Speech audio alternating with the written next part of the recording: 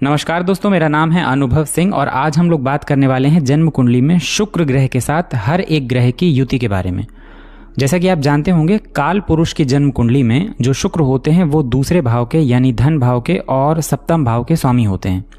और एक्चुअली जो ये वीनस होते हैं, ये इनकी दो राशियां होती है, एक वृषभ टॉरस और एक होती है तुला।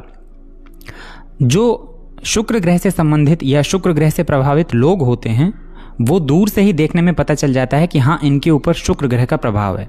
शुक्र जो है वो लग्जीरियस चीज़ों के, धन के, सुख के, आपका कंफर्ट जोन, ये सारी चीज़ें वीनस यानी शुक्र जो है वो रिप्रेजेंट करते हैं। शुक्र जब कभी सूर्य के साथ बैठते हैं तो ऐसे लोग अपनी लाइफ में किसी ना किसी चीज़ में बहुत टैलेंटेड होते हैं। ऐसे लोग टैलेंटेड एक्टर हो सकते हैं, डांसर हो सकते हैं, ऐसे लोग बहुत अच्छा गाना गा सकते हैं। यानी ऐसे व्यक्ति के अंदर कोई ना कोई एक टैलेंट होगा, ज़बरदस्त टैलेंट होगा। ऐसे लोग बहुत अच्छी पेंटिंग कर सकते हैं, ऐसे लोग सीखते भी बहुत अच्छा हैं।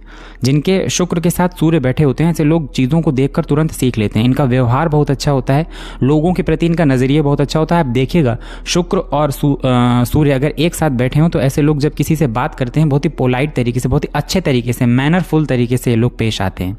और ऐसे लोग लेबोरियस भी बहुत होते हैं, मेहनती बहुत होते हैं।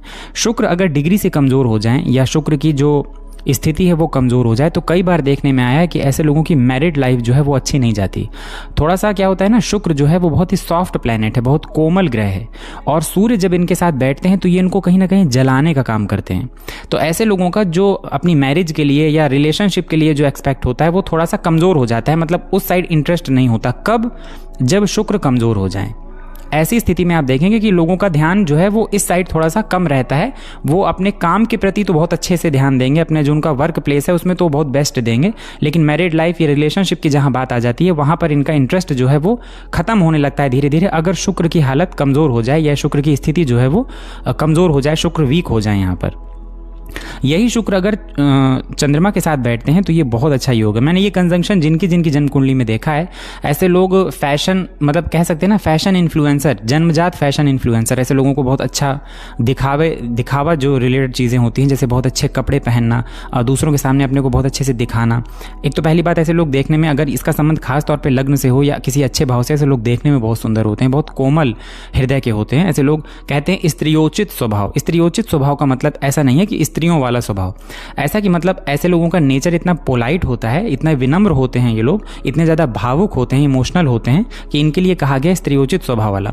ऐसे लोग अगर खास तौर पे लेडीज़ से जुड़े कोई बिजनेस करते हैं तो यकीन करिए कि जो बड़े बड़े लेडीज़ के ड्रेस डिज़ाइनर हैं या जो हेयर सैलून होते हैं, पार्लर होते हैं, उसमें अगर जो जेंट्स काम करते हैं, उनकी जन्म कुंडली में मैंने चंद्रमा और शुक्र की युति को देखा है। ऐसे लोग बेहद क्रिएटिव हो जाते हैं, खास तौर पे ब्यूटी या इस तरह की चीज़ों में, जो सौंदर्य से जुड़ी चीज़ें हैं, इनमें ऐसे लोगों की क्रिएटिविटी बहुत झलकती है। ऐसे लोग बहुत मतलब अपनी क्रिएटिविटी दिखाते हैं दूसरों को, और होती भी है इनके अंदर।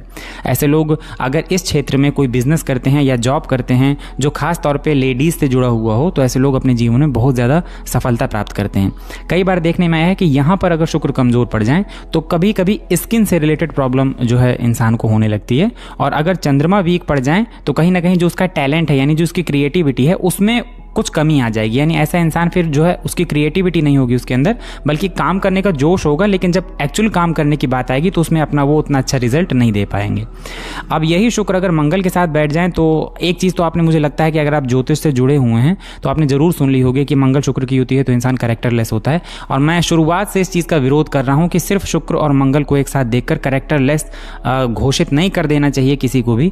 ये बहुत बड़ी बात होती है किसी को कैरेक्टरलेस घोषित कर देना, लेकिन पता नहीं क्यों ऐसा लिख दिया गया है ज्योतिष शास्त्र में। शुक्र और मंगल जब एक साथ होते हैं, ऐसे लोग बहुत क्रिएटिव होते हैं, ऐसे लोग बहुत चार्मिंग होते हैं।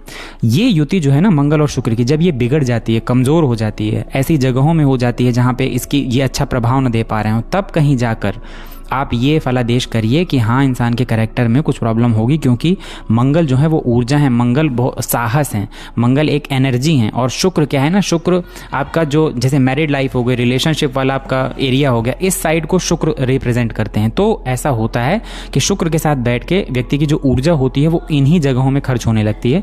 यानी किस तरह हम और ज़्यादा से ज़्यादा अच्छे दिखें, अट्रैक्टिव दिखें, बाहर का जो कहते नहीं कि ताम झाम होता है उसके प्रति बहुत आकर्षण हो जाता है। ऐसा इंसान जो होता है अपोजिट सेक्स की तरफ बहुत अट्रैक्ट होता है, विपरीत लिंग की तरफ बहुत अट्रैक्ट होता है। तो ये मंगल और शुक्र की युति जो होती है ये सिर्फ खराब रिजल्ट करने वाली नहीं है। ऐसे लोग बहुत अट्रैक्टिव होते हैं, ऐसे लोग अपने काम में माहिर होते हैं, खूब लेबोरियस होते हैं। ऐसे लोग बिजनेस अगर करते हैं, मंगल और शुक्र की युति किसी अच्छी जगह पर हो जाए तो इंसान को बिजनेस में रातों रात स्टार बना देती है। बहुत सारे ऐसे इंडियन एक्टर और एक्ट्रेसेस को आपने देखा होगा जो फिल्मों में काम करते हैं, ऐसे लोगों की जन्म कुंडली में मंगल और शुक्र आपको आसानी से दिख जाएंगे। बहुत सारे लोग जो टेलीविजन और मीडिया में जाना चाहते हैं, अगर उनकी जन्म कुंडली में मंगल और शुक्र की युति है तो आप बिल्कुल ट्राई कर सकते हैं और हो सकता है कि आपको उसमें अच्छी खासी सफलता भी मिल जाए। बुध के साथ जब शुक्र आते हैं तो इसको लक्ष्मी नारायण योग कहा जाता है। ये स्पेशली बिजनेस के लिए और पैसों के लिए तो बहुत अच्छा योग है। यानी अगर इंसान के जन्म कुंडली में बुध और शुक्र का योग है तो एक बात तो तय है, ऐसे इंसान के जीवन में पैसे की कोई कमी नहीं रहेगी और ऐसा इंसान बोलने में बहुत अच्छा होगा। अपनी बातों से दूसरों को प्रभावित करने वाला, अपनी बातों से अपने आधे काम करवा लेने वाला, दूसरे को मैनिपुलेट कर लेने वाला, ऐसे इंसान को कहा जाता है कि अगर किसी व्यक्ति की इस इंसान से नहीं पट रही तो दुनिया का कोई भी इंसान होगा उससे उसकी नहीं पटेगी। मतलब इतना अच्छा इनका स्वभाव होता है कि कोई भी इंसान इनके साथ आके एडजस्ट कर लेता है। दूसरों को समझने वाले होते हैं, दूसरों की फीलिंग्स समझने वाले होते हैं और बहुत एडेप्टिव होते हैं। मतलब चीज़ों को तुरंत ग्रहण करने वाले, बहुत लेबोरियस भी होते हैं और अपने जीवन काल में ज़्यादातर अगर बिजनेस कर रहे हैं तो बिजनेस में ये योग व्यक्ति को बहुत अच्छा रिजल्ट करता है। ऐसे लोग अपने जीवन में मतलब बहुत ज़्यादा धन दौलत कमाते हैं और लग्जीरियस लाइफ स्टाइल जीते हैं, अपनी लाइफ को लग्जीरियस बनाते हैं। कहीं ना कहीं जो बुध हैं वो भी एक कुमार ग्रह हैं, वो भी चीज़ें सीखते हैं और शुक्र जो हैं वो भी ऐसे ग्रह हैं जो तुरंत अपना प्रभाव देते हैं। तो कहीं ना कहीं बुध और शुक्र की युति को लक्ष्मी नारायण योग कहा गया है और वाकई ये युति बहुत अच्छी है। गुरु के साथ शुक्र का अगर संबंध हो जाए तो इससे बेहतर और कुछ नहीं हो सकता। कहते हैं कि आपके अंदर जो एनर्जी है वो एनर्जी गुरु कंट्रोल कर लेते हैं और आपको सही दिशा दिखाते हैं कि आपको किस फील्ड में काम करने चाहिए। ऐसे लोग बहुत अच्छे टीचर हो सकते हैं, ऐसे लोग बहुत अच्छे योगा गुरु हो सकते हैं, ऐसे लोग बहुत अच्छे प्रोफेसर हो सकते हैं, ऐसे लोग मीडिया से जुड़ के काम कर सकते हैं, ट्रैवल टूरिज्म से जुड़ के काम कर सकते हैं, ऐसे लोग कंसल्टेंसी में काम कर सकते हैं। गुरु और शुक्र की युति अगर साथ में हो तो आप यकीन करिए इंसान धार्मिक भी होगा और भौतिकवादी भी होगा। उसके घर में हर एक लग्जीरियस चीज़ें होंगी लेकिन तब भी वो धर्म की तरफ झुकाव लिए रहेगा। ऐसे इंसान का गुरु क्या है ना कि ऐसे इंसान का मन भटकने नहीं देते। ऐसा इंसान अंदर से दिल से बहुत अच्छा होगा, भले ही उसके पास करोड़ों रुपए हों लेकिन उससे वो कोई मतलब खराब आदत गंदी आदत अगर उसको लग भी रही है तो गुरु उसके कवर करने की पूरी कोशिश करेंगे। अब शुक्र यहाँ पर कमज़ोर हो जाएं या गुरु खुद कमज़ोर हो जाएं, युति अच्छी जगहों पर ना हो तो की बात अलग है। बाकी गुरु और शुक्र की युति अगर हो तो ऐसे अगर हस्बैंड की जन्म कुंडली में है तो उसे अपनी वाइफ से, और वाइफ की जन्म कुंडली है तो अपने हस्बैंड को ही अपना मार्गदर्शक बना लेना चाहिए और उनके कहे अनुसार उनके सपोर्ट से अगर आप कोई काम करेंगे तो अपने जीवन में बहुत सफल होंगे।